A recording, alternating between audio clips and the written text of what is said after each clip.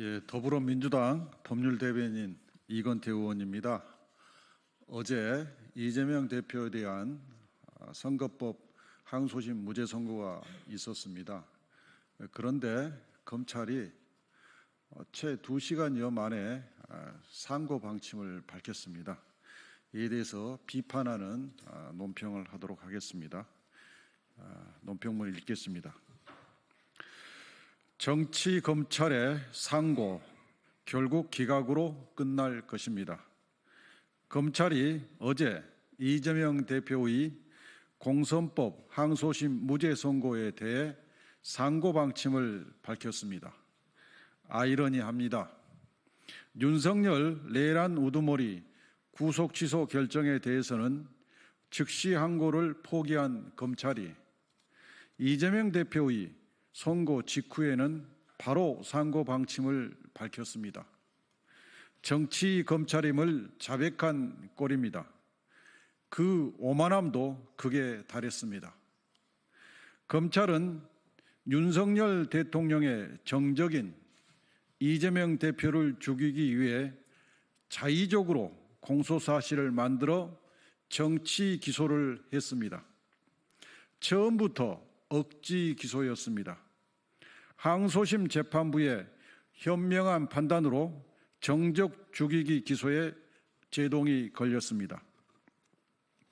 항소심 판결에서는 검찰이 대법원 판례가 금지하는 확장 해석을 통해 이재명 대표가 하지도 않은 말을 했다고 억지 기소했다는 사실, 성남시 소재 5개 공공기관 부지 이전에 관해 설명하면서 했던 말을 백현동 부지 용도 변경을 설명하면서 했던 말이라고 짜집기 기소했다는 사실이 인정되어 무죄를 선고했습니다.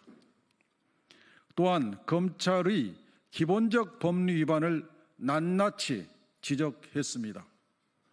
공직선거법상 허위사실 공표죄는 행위에 관한 발언만 처벌 대상으로 하고 인식, 기억, 의견은 처벌 대상으로 하지 않는다는 기초적인 법리 위반, 후보자의 행위에 관한 발언만 처벌 대상이 되고 제3자의 행위에 관한 발언은 처벌 대상이 되지 않는다는 법리 위반, 문제되는 표현이 사실을 표명한 것인지 의견이나 판단을 표명한 것인지 단정하기 어려운 경우에는 원칙적으로 의견이나 판단을 표명한 것으로 파악해야 한다는 법리 위반, 주된 발언만 판단 대상이 되고 주된 발언을 뒷받침하는 보조적 발언은 독자성을 인정받지 못한다는 법리 위반, 피고인 발언에 목적을 추론하고 다시 이에 따라 발언의 의미를 새기는 것은 사후적 추론에 따라 외연을 확장하는 것에 해당하여 문제된 표현을 접한 일반 선거인의 관점에서 표현의 의미를 새겨야 한다는 법리에 정면으로 배치된다는 대법원 판례 위반, 다의적으로 해석될 수 있는 발언에 관하여 다른 합리적 해석의 가능성을 배제한 채 공소사실에 부합하는 취지로만 좁게 해석하여 의심스러울 때는 피고인에게 유리하게라는 형사법의 기본 원칙을 위반했다는 것입니다. 특히 김문기와 골프를 치지 않았다에 해당하는 내용이라고 공소사실을 특정했으나 재판부로부터 골프와 관련된 언급 자체가 없다고 면박을 당했으니 공소사실이 엉터리였음이 명백히 드러난 것입니다. 검찰의 상고는 기각될 수밖에 없습니다.